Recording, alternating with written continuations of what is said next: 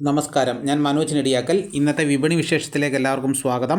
വെളിച്ചെണ്ണ കൊപ്ര വില കുത്തനെ ഇടിഞ്ഞു. കർഷകർ ആശങ്കയിൽ. റബ്ബറിന് നേട്ടം.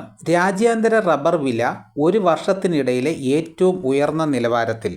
ചൈനീസ് വ്യവസായികൾ ചരക്ക് സംഭരണത്തിന് ഉത്സാഹിച്ചത് മുന്നേറ്റത്തിന് വഴിയൊരുക്കി. ബാങ്കോക്കിൽ റബ്ബർ കിലോ 227 രൂപയിൽ നിന്നും 231 രൂപയായി.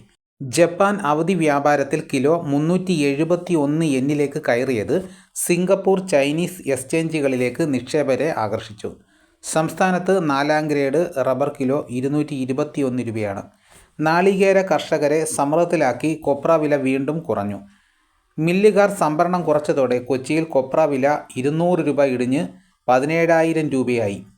വെളിച്ചെണ്ണ വിലയും താഴ്ന്നു. എന്നാൽ തമിഴ്നാട്ടിൽ ഇന്ന് നാളികേര ഉൽപ്പന്നങ്ങളുടെ വിലയിൽ മാറ്റമില്ല.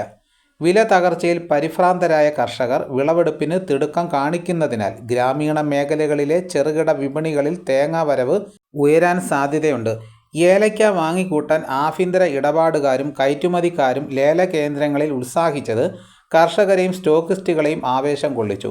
ഇന്നലെ ലേലത്തിനെത്തിയ 64,841 കിലോഗ്രാമിൽ 61,684 കിലോയും വിറ്റഴിഞ്ഞു. ശരാശരി ഇനം കിലോ 2,412 രൂപയിലും മികച്ച ഇനങ്ങൾ 2,900 രൂപയിലുമാണ്. വരണ്ട കാലാവസ്ഥയിലെ ഉൽപ്പാദനക്കുറവ് കണക്കിലെടുത്താൽ നിരക്ക് കൂടുതൽ ആകർഷകമാവുമെന്ന പ്രതീക്ഷയിലാണ് കാർഷിക മേഖല. കഴിഞ്ഞ വർഷം ഇതേ സന്ദർഭത്തിൽ ശരാശരി ഇനങ്ങൾക്ക് 3,000 രൂപ വരെയും ഉറപ്പുവരുത്താനായി. അപ്പോൾ ഇതാണ് ഇന്നത്തെ വിപണി വിശേഷങ്ങൾ. ഇതോടുകൂടി വീഡിയോയുടെ പൂർണ്ണമാകുന്നു. എല്ലാവരും ഒന്ന് ലൈക്ക് ചെയ്ത് സപ്പോർട്ട് ചെയ്യണം. ആദ്യമായിട്ടാണ് ഈ ചാനൽ കാണുന്നതെങ്കിൽ സബ്സ്ക്രൈബ് ചെയ്യാൻ മറക്കരുത്. നിങ്ങളുടെ അഭിപ്രായങ്ങൾ കമൻറ്റായിട്ട് രേഖപ്പെടുത്തണം. ഈ വീഡിയോ എല്ലാവർക്കും ഒന്ന് ഷെയർ ചെയ്ത് കൊടുക്കണം. മറ്റൊരു വീഡിയോയുമായിട്ട് ഉടനെ എത്താം. എല്ലാവർക്കും എൻ്റെ നന്ദി.